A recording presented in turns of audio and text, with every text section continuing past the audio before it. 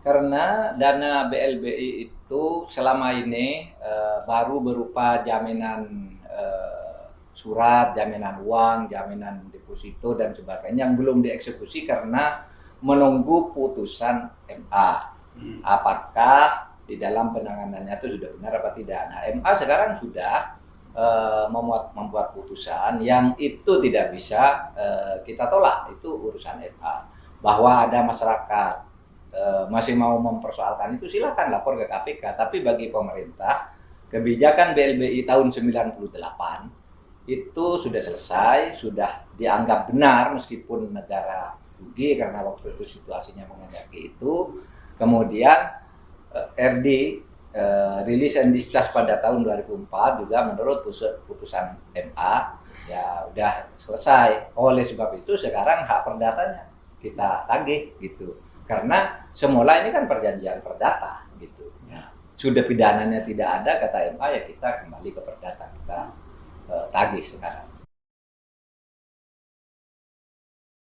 Saya baru saja memanggil Dirjen Kekayaan Negara dan Jamdatun dari Kejaksaan Agung. Tadi menghitung 109 lebih, hampir 110. Jadi bukan hanya 108 triliun tapi kira-kira 109 lebih. Tapi dari itu yang realistis untuk ditagih berapa ini masih sangat perlu kehati-hatian gitu. Nah itu dia. Kalau KPK diikutkan tidak tepat. Pertama karena KPK itu lembaga penegak hukum pidana. Lalu yang kedua, ya KPK itu adalah lembaga dalam rumpun eksekutif, tetapi bukan bagian dari pemerintah, sehingga dia seperti Komnas HAM dan sebagainya. Dia kalau masuk ke tim kita nanti dikira di setir, dikooptasi dan sebagainya. Biar dia bekerja lah. Kalau memang ada korupsinya dari kasus ini, nanti kan bisa dia ikut, bisa tetap diawasi. Meskipun begitu, saya sudah koordinasi dengan KPK. Saya perlu data-data pelengkap dari KPK karena KPK tentu punya data-data lain di luar soal hukum perdata yang bisa ditagihkan, bisa digabungkan ke perdata karena pidananya sudah diputus. Hari Selasa besok saya akan ke KPK. Sebenarnya gini, kita tuh mulai bekerja udah lama. Begitu ada putusan KPK, putusan MA dulu, putusan MA itu tahun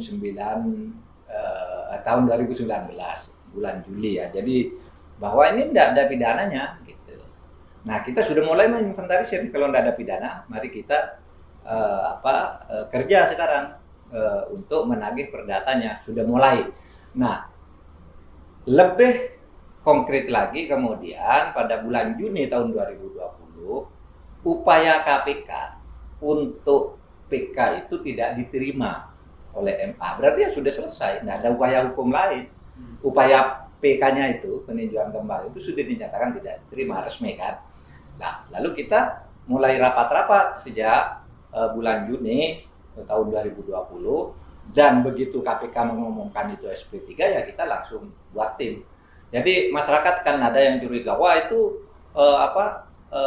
membuat perdata itu menghilangkan pidana. Memang sudah hilang, tapi kalau masih ada, memang bukan sudah hilang, memang sudah diputus tidak ada pidananya itu oleh Mahkamah Agung. Nah, kalau KPK mau terus ngawasi, masyarakat masih punya data lain, silakan ke KPK. Kita pidananya ini negara harus selamatkan uang 109 triliun gitu. Seberapa nanti dalam misalnya tahun ini dapat berapa, tahun depan dapat berapa, itu adalah uang negara yang meskipun rugi jika dibandingkan dengan kucuran pada tahun 98, ini tetap harus diselamatkan. Pasti transparan karena ini kan hak masyarakat untuk tahu.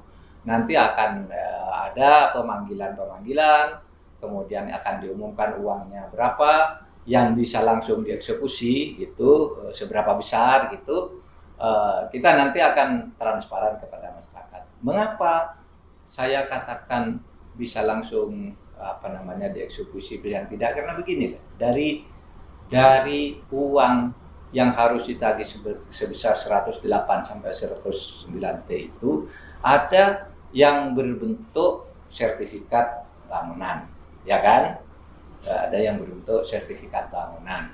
Tapi barangnya mungkin tidak sesuai dengan sertifikat itu. Ada yang baru menyerahkan surat pernyataan, tetapi dokumen pengalihannya belum diserahkan ke negara, belum ditandatangani meskipun sudah dipanggil karena masih ada dugaan pidana dan sebagainya itu. Kemudian ada juga yang nilainya itu barangkali sudah naik, ya sesudah dijaminkan dulu ke negara ini sekian.